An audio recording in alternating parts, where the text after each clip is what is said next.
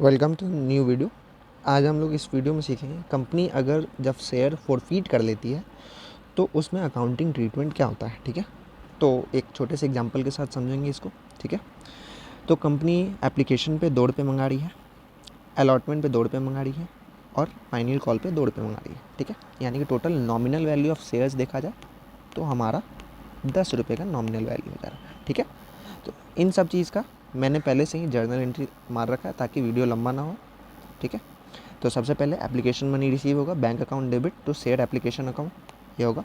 ठीक है, फिर इसके बाद शेयर्स को अलॉट किया जाएगा कंपनी के द्वारा, तो share application account debit to share capital account हो जाएगा। ठीक है, फिर इसके बाद अलॉटमेंट मनी ड्यू आएगा। ठीक है, तो उसको ड्यू करेंगे और फिर उसके बाद अलॉटमेंट मनी रिसीव होगा तो उसको रिसीव कर लेंगे। फिर फाइनल कॉल अकाउंट ड्यू होगा, फिर उसके बाद फाइनल कॉल रिसीव होगा। ये हो गया रिसीव होने के बाद। लेकिन हमें बात करना है शेयर फॉरफीट होगा, यानी कि फॉरफीट कब होता है?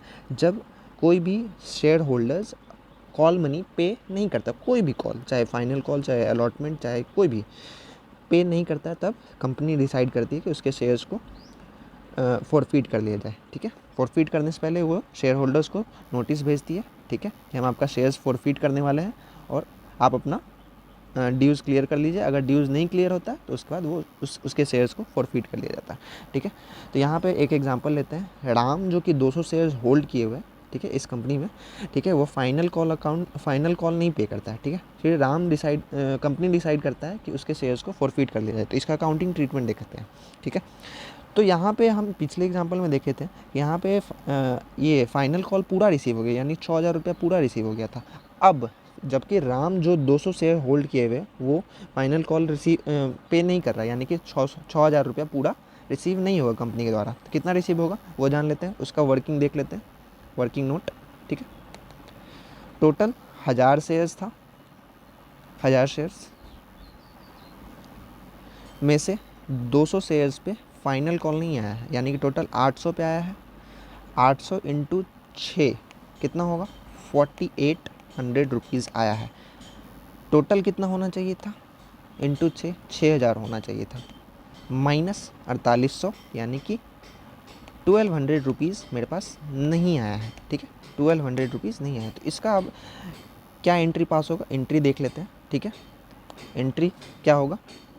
ड्यू वाली एंट्री तो सेम होगी।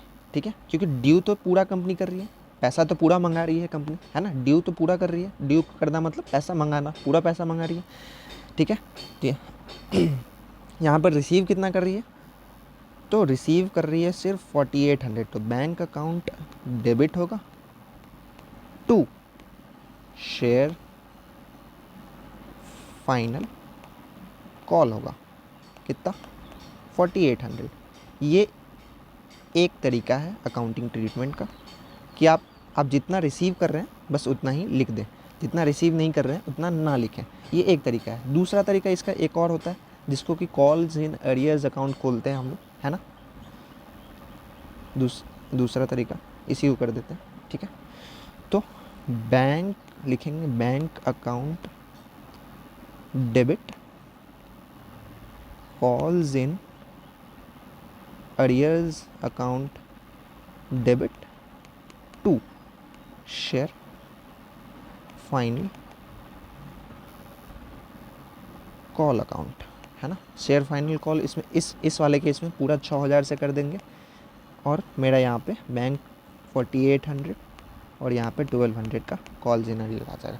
तो दोनों तरीके से कर सकते हैं। ठीक है, अब शेयर्स जब फॉरफीट करेंगे तब क्या करेंगे, इन दोनों केसेस में वो देख लेते हैं। पहला केस में अगर इसी केस में देखा जाए तो शेयर्स फॉरफीट करेंगे तो उस केस में क्या करें, तो कलर चेंज कर लीजिए। ठीक है, अगर शेयर्स इस केस में फॉरफीट हो तो देखिए सबसे पहले एंट्री क्या होगा। शेयर कैपिटल को हम लोग जब ड्यू कर रहे थे तो उसमें उस समय क्रेडिट कर रहे थे, तो अब क्या करेंगे? डेबिट कर देंगे, उल्टा रिवर्स, क्योंकि हम लोग अब रिवर्स कर रहे हैं, चीज़ों को रिवर्स कर रहे हैं। ठीक है, तो उस समय क्रेडिट किए थे इसलिए अभी डेबिट कर देंगे। इस वाले केस में जिसमें हम लोग कॉल्स इन अरियर अकाउंट नहीं खोले हैं, उस वाले केस में हम लोग क्या करेंगे? सबसे पहले पैसा जो रिसीव हुआ है उसको पूरा जब्त कर लेंगे। तो जब्त करेंगे तो शेयर फॉर फीचर अकाउंट खोल लेंगे हम। शेयर फॉर फीचर अकाउंट खोलेंगे, ठीक है। और जितना पैसा रिसीव नहीं हुआ जिस कॉल पे, उसको क्रेडिट कर देंगे शेयर फाइनल कॉल अकाउंट। क्यों करेंगे ये भी मैं बताता हूँ। देखिए, जब हमने ड्यू एंट्री पास किया तो total share final call account को हम लोग 6000 से किया था डेबिट, ठीक है। 6000 से डेबिट किया था, तो यहाँ पे देखिए सिर्फ 4800 से क्रेडिट हुआ, बाकी 1200 बच गया। इसलिए जो बच गया उसको यहाँ पे 1200 से क्रेडिट कर देंगे। फॉरफीट कितना किया, फॉरफीट मैंने 4 रुपया मंगा लिया था, 4 रुपया शेयर्स पे मंगा लिया था। यहाँ पे देखिए एप्लीकेशन एंड अलॉटमेंट पे 4 रुपये तक मंगा लिए, फाइनल कॉल उन्होंने नहीं दिया। तो 4 रुपये कितने शेयर्स पे, 200 शेयर्स पे, 200 शेयर्स पे 4 रुपया, 200 शेयर्स पे 4 रुपया मैंने मंगा लिया था, यानी कि टोटल 800 रुपया वहाँ पे हो गया था।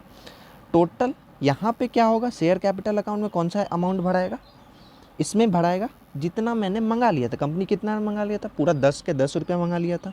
कितने शेयर्स पे, 200 शेयर्स पे 10 रुपया मंगा लिया था, ये हो गया 2000। तो देख लीजिए दोनों तरफ टैली हो गया, ठीक है। ये हो गया पहला केस में। दूसरे केस में इधर देख लेते हैं, ठीक है। दूसरा केस में देख लेते हैं। इस केस में क्या होगा, सेम शेयर कैपिटल को हमने क्रेडिट किया था, इस समय डेबिट करेंगे। शेयर कैपिटल अकाउंट डेबिट कितने से, सेम हमने पूरा पैसा मंगाया था तो पूरा पैसा से, सॉरी 10 के 10 रुपये मंगाया था तो 10 के 10 रुपया करेंगे। ये दोनों एंट्री सेम होगा। 2 शेयर फॉर फीचर, क्योंकि पैसा तो 4 ही रुपया तक उन्होंने दिया था,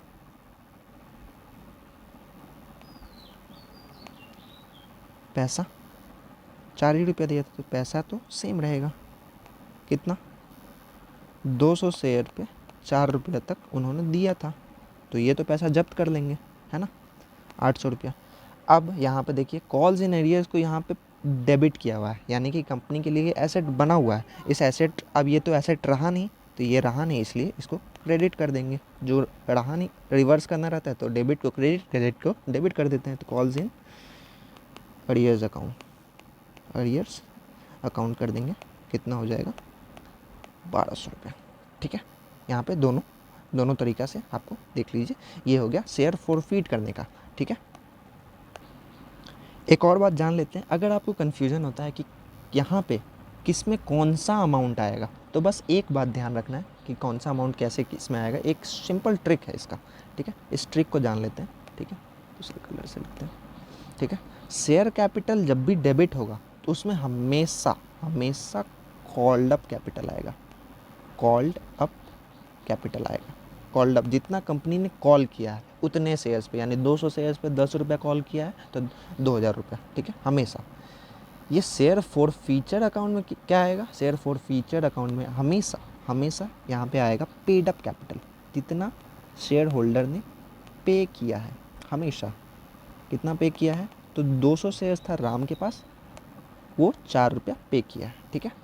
और यहाँ पे क्या आएगा, जो जितना पैसा नहीं पिया, अनपेड बोल सकते हैं इसको, अनपेड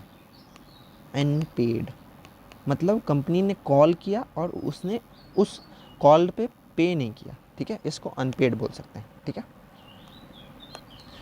तो अगर आपको कन्फ्यूज़न होता है कि किस में कौन सा अमाउंट आएगा, तो ये हमेशा याद रखना है कि शेयर कैपिटल में हमेशा कॉल्ड अप कैपिटल, और ये पेड अप कैपिटल, और ये अनपेड। कॉल्ड पे जितना अनपेड रहा वो, ठीक है। धन्यवाद।